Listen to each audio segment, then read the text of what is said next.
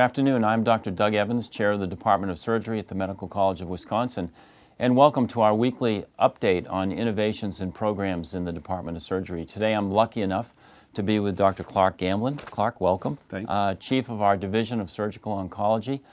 Clark went to medical school at the University of Mississippi, did his surgical training at Mercer University in Macon, Georgia, and then a fellowship in surgical oncology at the University of Pittsburgh, where they were smart enough to not let him get back to the South, and they kept him on faculty there for a number of years. When at Pittsburgh, he received a master's degree in outcomes and health services research, and was recruited here in 2010 as the inaugural holder of the Stuart Wilson Chair in Surgical Oncology. And we worked really hard to recruit Clark and his family to Milwaukee, and are thrilled you are here and joining us. Clark has recently received his MBA from Northwestern University, the Kellogg School of Management, and I think, as many of you know, is a true expert not only in health systems and medical institutions, but also, importantly for the topic of today, in liver surgery. Clark is a talented liver surgeon who spends almost every waking moment thinking about diseases of the liver, both benign and malignant. So I think, Clark, with that introduction, we can talk a little bit about liver surgery. But, you know, I just thought of this as I was introducing you. Perhaps especially for the lay public listening to this, a couple words on surgical oncology as a specialty and how that has evolved beyond just general surgery, if you will. No, that's a good question, because people commonly say, don't general surgeons do some cancer operations? And I think the reality is, yes, they do. But surgical oncologists are general surgeons that have fully trained to do all the gamut of general surgery, but then have focused their efforts on cancer. And that means working collaboratively with others, particularly medical oncologists, radiation oncologists, trying to time the therapies and understand where does surgery play a role, and perhaps surgery follows some other therapy, or other therapies follow surgery. So it's really, surgical oncologists are big team players in the management of a complex cancer patient. Yeah, great. Yeah. Good. Well, moving into liver surgery, everyone frequently asks, does the liver grow back after you take part of it out? So maybe first, why would you take part of it out? Sure. How much do you need to live?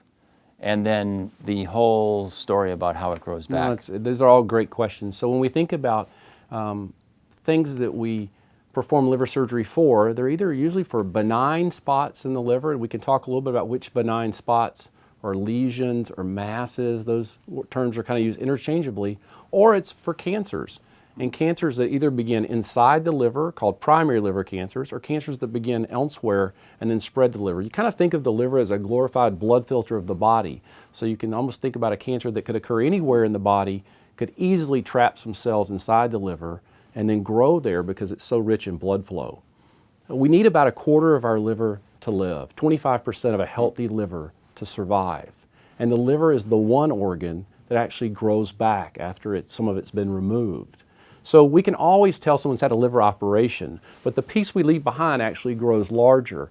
And it's pretty amazing, because that growth occurs in the first 7 to 10 days, the majority of it does. So sometimes before a patient even leaves the hospital from their operation, the majority of the growth of their liver has already occurred. Wow. It continues to occur for about 6 weeks. And sometimes that allows us to actually remove part of the liver and then come back and do another operation, maybe even after a cycle of chemotherapy.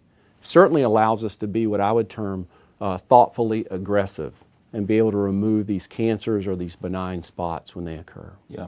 Now, when you operate on the liver, sometimes it's done with an open incision, sometimes laparoscopically, and occasionally, I suppose, the robot comes into play. Maybe you could explain a little bit about what goes into your thinking about when you should use what technique for an individual operation. That's a great question. Laparoscopic surgery, most people are familiar with that from the gallbladder operation. They're using a camera and keyhole or Band-Aid incisions to remove the gallbladder. And similarly, about 10 years ago or so, we began to think, could we do this for liver surgery? And it's really mandated on where is the spot in the liver, how safely could we remove it? because essentially the benefits of a keyhole operation or Band-Aid incision are really just twofold. Less pain and hopefully a shorter length of stay in the hospital, a quicker return to normal living. And so I would say about 30% of the cases we do with those smaller incisions, and the average length of stay is between 2 and 3 nights in the hospital. But we really have to gauge where is the spot that we're going to remove, because in no way can we compromise the operation we're going to do. If we can do a safer operation, that's what we're after. And so if we can do an operation open better than we can do it with a Band-Aid incision or the laparoscopic incision, then that's clearly what we do. Certainly you would never want to sacrifice an immediate small benefit in pain management and convenience for the patient to risk not removing the entire cancer, having a positive margin, or having the cancer come back quicker. Exactly right. I mean, 1 extra night in the hospital or 2 extra nights in the hospital or a little bit more pain medicine is much more worth it than compromising anything with the operation itself. What happens if you can't remove the liver tumor? In other words, it's just either it's too big or it's in too many places in the liver. What are the other treatment options, and why not with transplantation? Why not just take the liver out and put a new one in? No, those are great questions. So the majority of patients we see with liver cancer cannot have it removed. So they don't fall in a minority, they fall in a majority of cases that we think about things beyond just surgery. So chemotherapy, medicine that would circulate throughout the body to treat the cancer in the liver, is certainly an important part of this, depending on what type of cancer it is. Some patients say, well, wait a minute, I thought I had liver cancer, but I thought I had colon cancer. It is the colon cancer, perhaps in that case, that spreads to the liver. And so the chemotherapy is really directed at colon cancer. Some patients we see that we give chemotherapy to actually become surgical candidates even though they weren't initially. Probably between 15 and 20% of patients can actually go to the operating room after the chemotherapy. We have other treatments too, though. We can insert needles and burn spots in the liver. We can also do other treatments, sometimes focused radiation, or our interventional radiologists sometimes give therapies through the groin artery, the femoral artery. They can give chemotherapy directly into the liver, or even some radiation glass beads.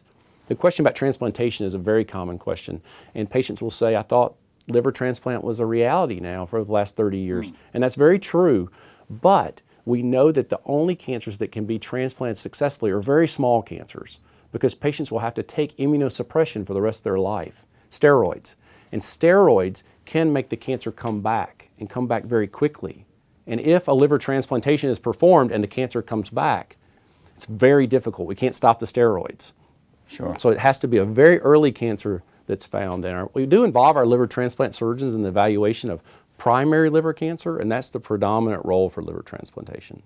You know, just in listening to that, the answer to that question about all the different treatment options that are available for someone with either a primary or metastatic tumor to the liver, you see why it probably is difficult to manage the complexity and really make all of the available options available to the patient if you are not at a program that has some size to it. And by size, I mean the critical number of surgeons, medical oncologists, interventional radiologists, diagnostic radiologists, gastroenterologists, who oftentimes will help with putting stents in the bile duct and so forth. And I think right now patients sometimes struggle between the inconvenience of driving anywhere from 30 minutes to an hour to potentially even longer to go to a center like this where you have that huge team that you've developed, versus the convenience of staying at home,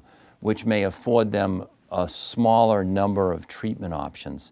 How would you advise someone in that dilemma? Yeah, I think there are certainly cases of care and even cases of surgery that can be done very close to home with very, very similar outcomes. But I think there's a large mounting data that would show that patients do better at centers that are more experienced with whatever their problem is. And so every Monday from 7 to 8 a.m., we have about 40 people that sit in a room to discuss every liver case.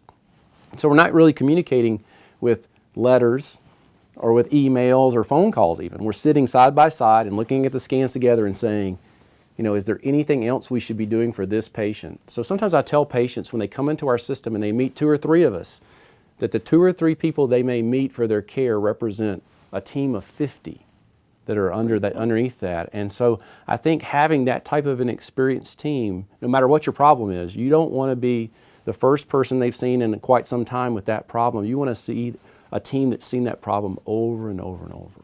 The benefit of repetition or practice. Yeah, absolutely. Absolutely. Cholangiocarcinoma, which is a medical term. Sure. Maybe talk a little bit about what that is. I mean, it seems like when I was a student and a resident, that was really quite rare. And now it seems to be diagnosed more commonly, is perhaps just because I have an interest in the field, or it's being separated from other liver tumors. I think we are seeing more and more of it for reasons we don't totally understand. Cholangiocarcinoma is bile duct cancer. You can think about the bile duct as like the branches of a tree inside the liver. Tiny little branches near the edge of the liver that go into bigger stems that then go into a main trunk that drain actually down through the head of the pancreas. And so there are a host of operations that need to be considered, whether it's nearer to the pancreas and a portion of the small intestines need to be removed. It's in the mid bile duct where the bile duct needs to be removed, or many cases where it's right there at the base of the liver or even inside the liver and a liver resection needs to be performed. So it's really about good imaging and a multidisciplinary team thinking about, is this a team that commonly does pancreas surgery? Is this a team that commonly does liver operations? Because really both of those need to be considered when we're talking about bile duct cancers. Sure, great. Well, the last area we'll touch on maybe is benign tumors of the liver and what causes them. Can you get a benign tumor in the liver from taking the birth control pill? What is the story there? So you can think about the lesions in the liver as really 4 benign lesions. One is a hepatic cyst, and that is like a water balloon inside the liver. And it seldom causes symptoms if it's very small. If it gets very large, it could cause symptoms. And sometimes we get concerned about the chances of cancer if it doesn't look like a simple encapsulated piece of liquid or water balloon. Sure. If it has divisions inside it or it's thickened on the wall, then we get more concerned about those types of cysts. And then the other ones are not really fluid-filled at all. One is a hemangioma, which is a blood-filled congenital malformation inside the liver. It doesn't rupture, it doesn't become a cancer, it doesn't need to be removed unless it's very large and causing symptoms. And then the other 2 lesions are called focal nodular hyperplasia and adenomas. And these are the ones that are really linked to the oral birth control pill. Okay. They're also the ones that we see in females.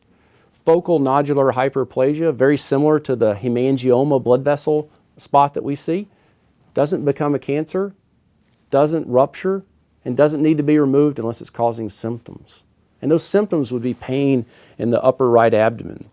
The hepatic adenomas are a little different because once they reach about 2 inches in diameter, the increase of chance of it being a cancer is very, very likely. And so once they get a certain size, we do recommend they be removed because they can bleed or they can become cancer.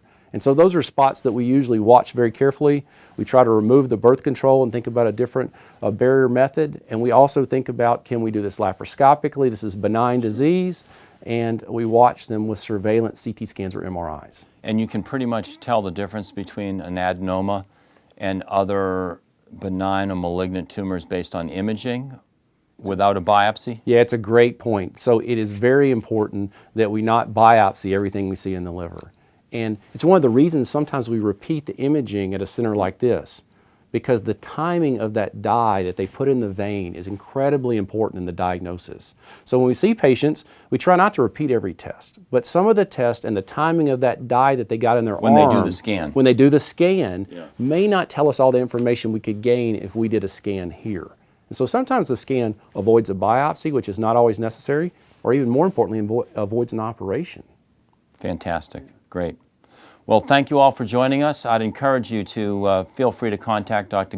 Gamblin. You'll have his contact information to follow shortly. And Clark and his division of surgical oncology, to which I am a very enthusiastic member, is active on Facebook, Twitter, and a variety of other social medias. And you'll find links to a wealth of information with regard to cancer surgery, all aspects of liver, pancreas, breast, and sarcoma, general surgical oncology. Clark, thanks so much. Thank you.